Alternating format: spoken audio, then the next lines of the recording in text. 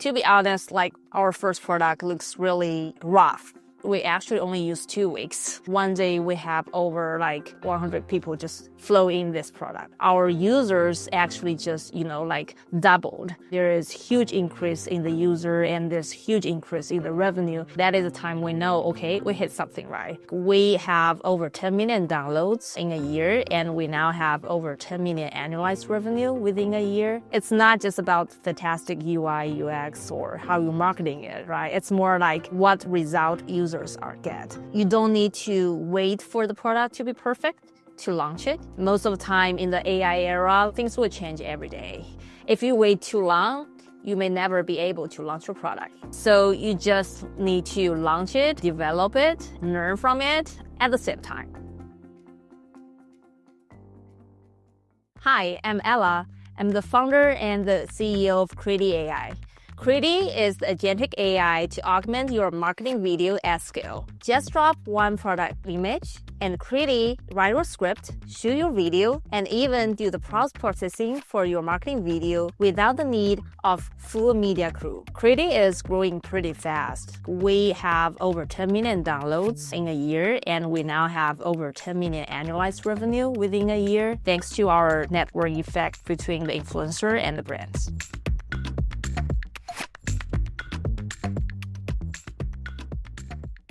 I started my career as actually a hardware engineer at Apple. We are building the first generation of AirPods. We don't even know what product people actually need.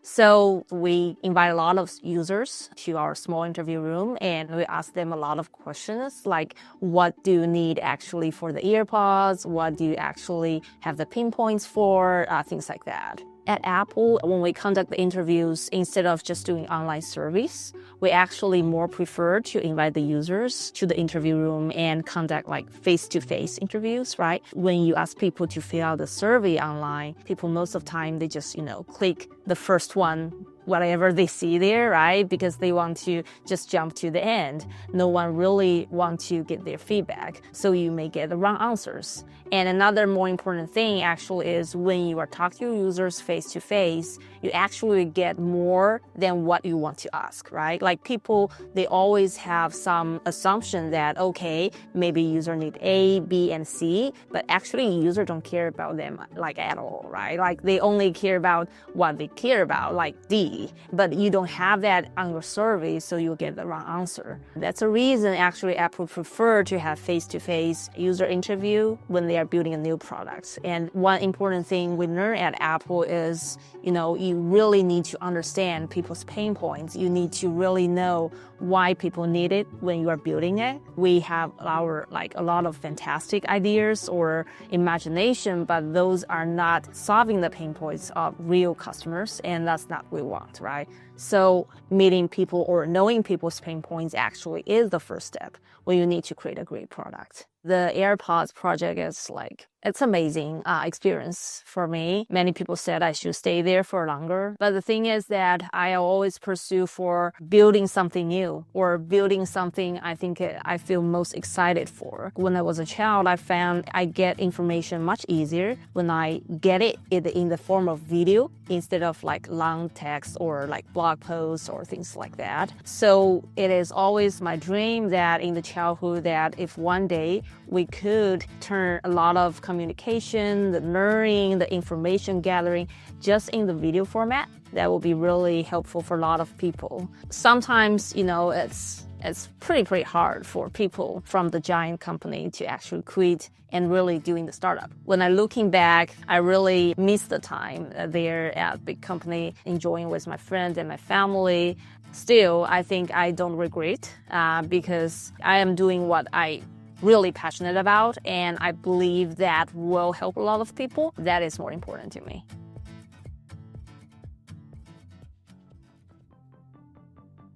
When I saw the generative AI, even it's back in 2020, I believe that one will change the world and it will be the future. Because at the time, I saw a lot of people, they spend over 80% of their time just online instead of offline, right? So there is a huge trend that people actually are shifting from offline to online. And then people will definitely need much higher demand for the great content online. But on the opposite that I saw it's pretty hard for people to create great content, right? The requirement for great content actually growing higher and higher. The supply of the great content actually have a huge gap between the supply and the demand. I'm pretty certain that, it's only the technology which could merge the gap and help people with that. That's a time that I think, okay, even though I am not experts, I don't know a lot about software or I don't know a lot about AI, but I can always learn. Once I find the motivation, I would know what I want to do and I can shift to that and I can learn that pretty quickly. To be honest, our first product looks really rough. We don't have really fantastic UX or UI. We even don't have the batch mode in the beginning, but that's totally okay.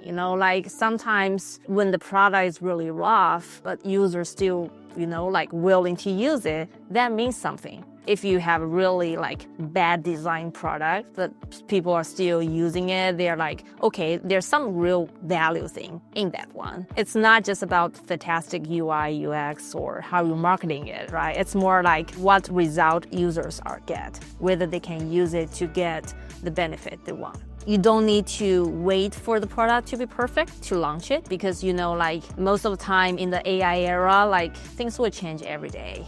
If you wait too long, you may never be able to launch your product. So you just need to launch it, develop it, learn from it at the same time.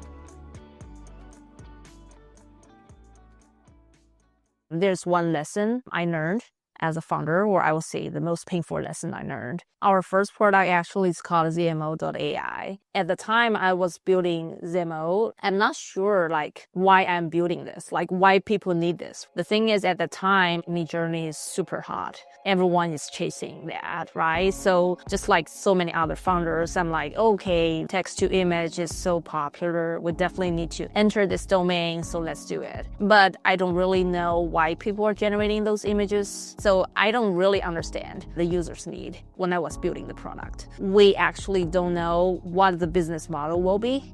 And we even don't know what the next step will be, right? So the revenue actually doesn't go that high as the users grow, right? And we suddenly just get lost, right? We don't know why people are using it, why some people pay, why some people don't pay for it. When we have this difficulty, the only thing I can think about is talking to your customers, right? That is a thing I learned from Apple. We do email our users or most active users, email them over 500. And finally we get 300. Actually, we have the face-to-face conversation with them because I believe talk to the users is the only way we can find whether there's a true need or what do they really need. After talking to more than 300 users, we find that a lot of people, they create the images, it's just out of curiosity. The AI is so new to them, they just want to try it out. But there do a small group of people, they actually do have the need for it. Not designers, they don't know how to create all those cool images. They do need actually those content for themselves, for their company,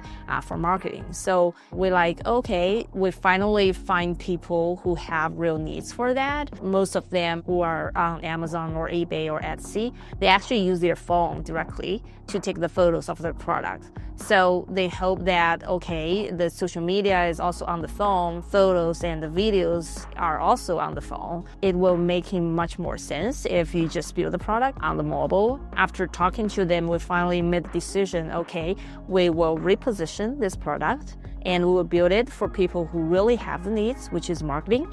And we will also shift it actually from the PC side to mobile. That's the time when the pivot is happening.